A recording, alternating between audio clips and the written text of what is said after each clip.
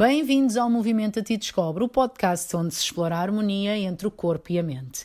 Este é o quarto episódio dedicado ao tema dormir bem e viver melhor.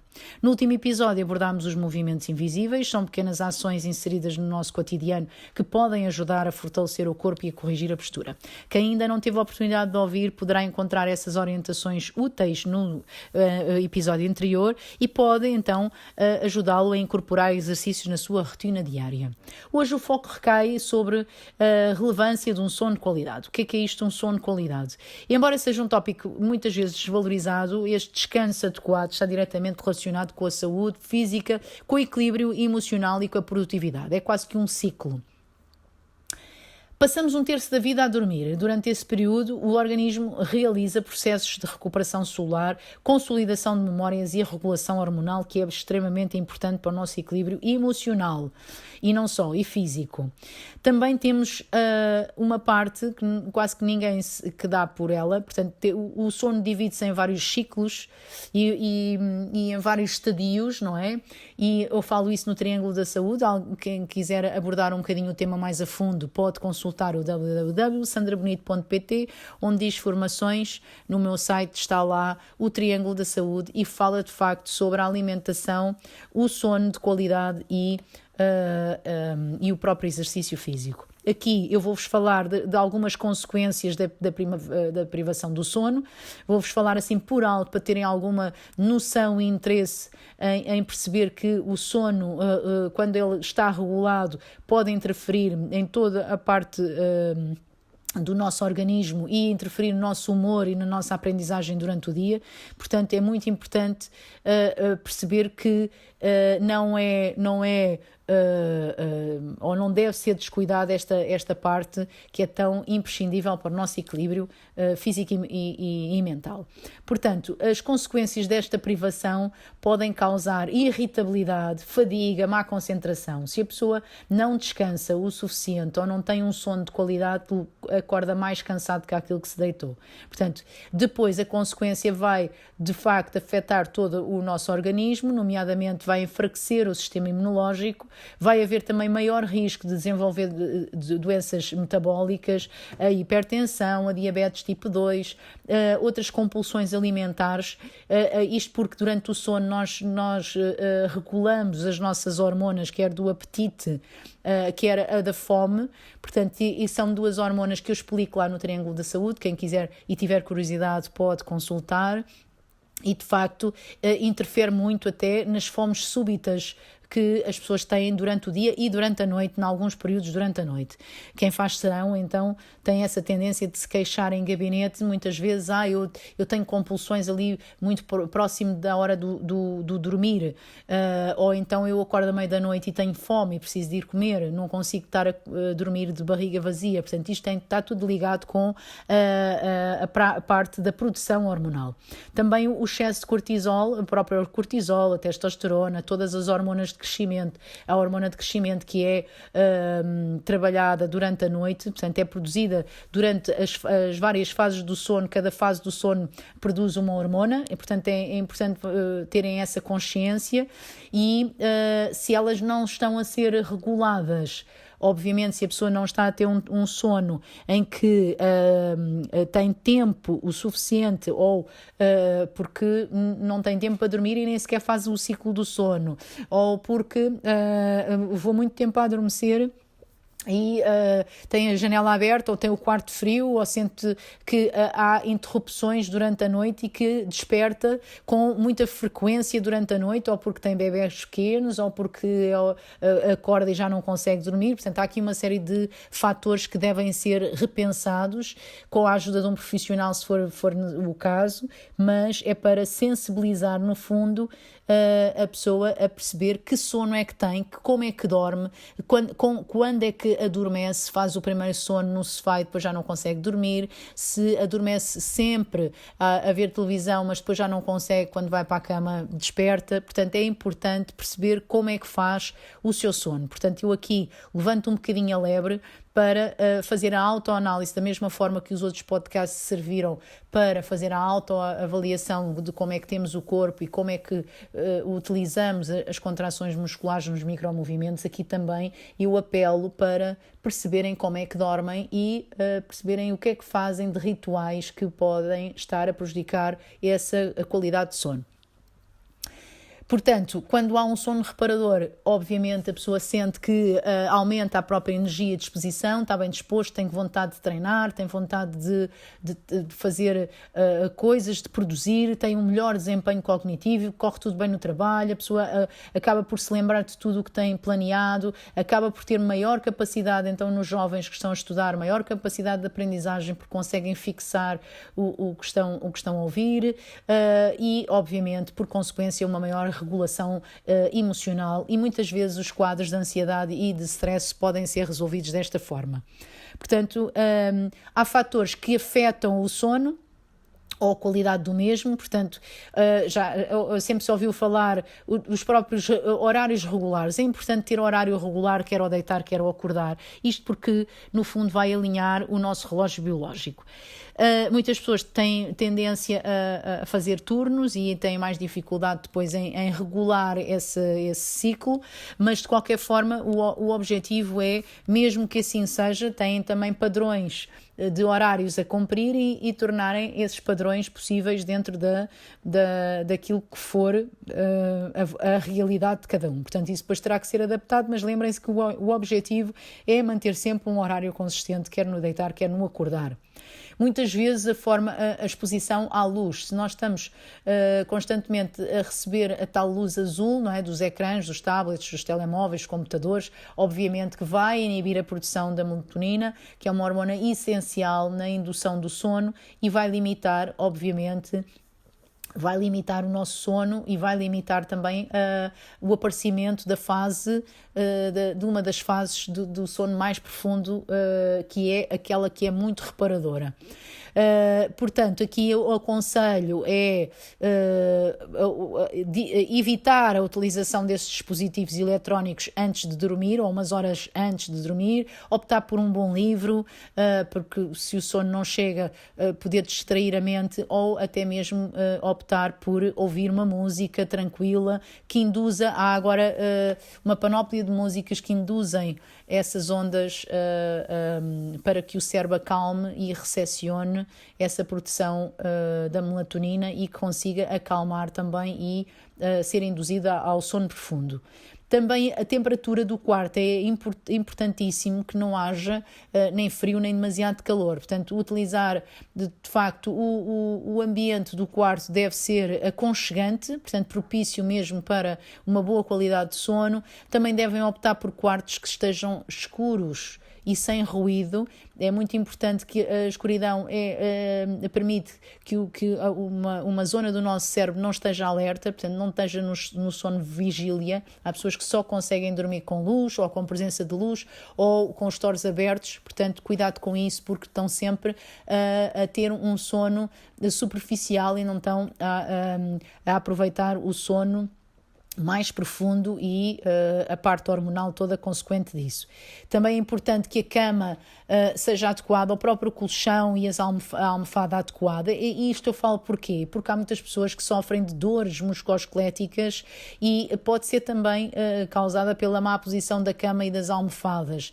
E muitas vezes as pessoas acordam na meia da noite com dores e não conseguem perceber porque é que dormem mal e porque é que, portanto, procurem sempre o conforto da vossa cama, quer a nível da temperatura do quarto, quer a nível também da almofada adequada e o colchão adequado à vossa estrutura fisiológica. Planear esta rotina às vezes não é fácil, não é? E incorporar estes hábitos também não é nada fácil, principalmente quando há toda uma dinâmica familiar. Mas o que é que eu aconselho? Criar quase que um ritual. Tem ali aqueles minutinhos antes ou aquelas horinhas antes, aquela primeira hora antes de pensar em dormir, tentar baixar o som, ainda quem estiver a ver televisão, baixar o som da televisão, baixar os níveis de luz da sala, tentar criar um ambiente mais relaxante, porque no fundo estes rituais vão também estimular o cérebro a desacelerar e a perceber que é hora de tranquilizar. utilizar. Há quem utilize técnicas de relaxamento profundo, exercícios de respiração, podem ser utilizados aqueles que nós usámos no episódio 2, ou aquela meditação guiada que eu vos falei que está no meu site, também podem consultar, porque de facto podem ser duas grandes ajudas para relaxar o corpo. Também é importante perceber as refeições. Muitas pessoas gostam de, ao final do dia, porque não têm tempo para comer durante o dia, então enfardam, como se diz na gíria, enfardam grandes refeições ao serão e depois estão com a digestão dificultada e nem têm o estômago demasiado pesado para poderem usufruir de uma noite tranquila. Então aí evitar, obviamente, essas refeições que sejam ricas em gordura ou muito condimentadas, porque vão causar o tal desconforto noturno. Há quem até sofra de refluxo e que vai ter grandes dificuldades em adormecer. Portanto, eu aconselho ali um intervalo pelo menos de 2-3 horas antes do jantar e ir de facto para a cama com a barriga leve. Há também o consumo da cafeína, da nicotina e do álcool que interferem na parte fragmentar do sono. Muitas vezes estes estimulantes vão promover um sono interrompido. Portanto, o álcool, por exemplo, induz uma sonolência inicial, mas depois tende a prejudicar a fase do sono profundo e obviamente, a provocar despertares durante a noite, assim como o álcool, como a cafeína e como a nicotina. Outra questão que, apesar de ser uma ferramenta imprescindível, que é o exercício físico, eu aqui vou chamar um pouquinho a atenção sobre o próprio exercício físico e a regulação do sono. O exercício físico, e aqui queria desmontar um bocadinho esta parte, porque muitas vezes a pessoa acha que o facto de fazer exercício físico ao fim do dia ou aqueles exercícios intensos que depois vão com o corpo um bocadinho mais moído e acabam por adormecer melhor. Não é verdade. Isto porque nós temos vários tipos de exercício. O exercício pode ser feito com um programa ou sem programa. Há pessoas que só fazem atividade e há pessoas que fazem exercício físico programado com um PT ou com um programa específico ou uma intensidade específica. E cuidado aqui com o seguinte: há dois tipos de exercício, há o exercício aeróbico e o exercício anaeróbico. O que é que eu quero dizer com isto? Há exercício que nós estamos constantemente a utilizar o oxigênio e também a promover que a parte solicitada é a nossa parte metabólica, mas muitas vezes há determinados exercícios que não estamos a utilizar a oxigênio, ou seja, estamos a utilizar de forma anaeróbica e estamos a utilizar outro tipo de fibra ou outro tipo de componente, nomeadamente a parte neurológica do nosso corpo. Isto é, imaginem uma pirâmide, então a partir de determinadas repetições estamos num patamar, vamos imaginar que estamos a trabalhar a parte metabólica e depois a partir, ou antes de algumas outras repetições, estamos a trabalhar a parte neurológica e por aí afora, resistência, etc. Portanto, nós temos aqui toda uma pirâmide que tem que ser respeitada porque quer queiramos, quer não, o nosso corpo, o exercício recebe um estímulo, não é? Portanto, o nosso corpo responde a esse estímulo. Quando fazemos exercícios, principalmente muito intensos, perto da hora de deitar, o que vai acontecer é, apesar do corpo estar muito moído, mas ativamos todo o nosso sistema neurológico e também o nosso sistema nervoso. Portanto, o que vai acontecer é que vai haver muito mais excitabilidade e que sem nos apercebermos e acabamos por não ter uma facilidade em relaxar e principalmente de entrar naquele sono profundo tão desejado. Portanto, se querem de facto que o exercício físico seja uma mais-valia na qualidade do sono e nessa chegada convém que sejam atividades que também sejam, que permitem ao corpo desacelerar, está bem? Portanto, tudo o que seja o trabalho de resistência e que promova mexer com a parte metabólica, sim, portanto, mas sempre com um controle respiratório e com um relaxamento no fim que permita um retorno à calma e acalmar toda a adrenalina que foi promovida durante o exercício. Quem quiser aprofundar mais este tema também pode consultar em www.sandrabonito.pt. Nas formações eu tenho lá o Triângulo da Saúde, que fala exatamente neste equilíbrio, neste trio, em que fala sobre o sono, o exercício físico e a alimentação. Portanto, quem quiser pode ir lá, inscrever-se e aprofundar um pouquinho mais sobre este tema, que lá tem tudo explicado, quer a nível hormonal, de todas as fases do sono, o que é que interfere, como é que o exercício interfere, que tipo de exercício é aconselhado. Portanto, está tudo lá. Agora, convido-vos a transportarem-se para um conforto da vossa casa e se está a ouvir-me a trabalhar, não se esqueça de me voltar a ouvir junto à hora de ir para a caminha, respeitando o seu tempo prévio, obviamente mencionado, que nós falámos sobre as luzes, os ecrãs e todos os telemóveis, e tente deitar-se num local confortável, preferencialmente no quarto, com as luzes de ambiente um pouquinho mais baixo, ou de preferência até pode apagar e ouvir-me apenas, está bem? Tente regular a temperatura do quarto, que deve ser completamente amena e confortável. Se tiver uma mantinha que queira tapar-se para não sentir frio. Portanto, convido aqui a transportar-se mentalmente de forma a acalmar um pouco e quase que fazer aqui uma pré-introdução, como pode fazer naquela horinha antes de dormir. Então, comece por inspirar lentamente, sentir o ar expandir na caixa torácica e expirar suavemente, libertando todas as tensões. Começa por pensar nos pés, relaxando os pés, relaxando as pernas, os joelhos, as coxas, relaxa os braços. À medida que vai respirando, abandona o corpo, relaxa a face. Por fim, o pescoço, a cabeça e relaxando calmamente. Imagina-se num local sereno, ou então exatamente onde está. O ambiente está quente, relaxante, silencioso. Vai esvaziando a mente e deixe que todos os pensamentos fluam. Não prenda o pensamento, deixe ele vir, ir, voltar, e vai indo, e vai voltando, e vai indo, e vai voltando. E vai chegar a um ponto que já não vai pensar em nada. Mantenha a respiração profunda e lenta cada vez mais, relaxando gradualmente, sem pressas. Se estiver a ouvir-me a mim só, tranquilo. Se não, quiser pôr uma música muito calma e suave, pode pôr e permita-se envolver-se nesse som, embarcando numa viagem abstrata. Mantenha o ritmo cada vez mais calmo e aproveite para continuar o seu ritmo e o seu ritual noturno.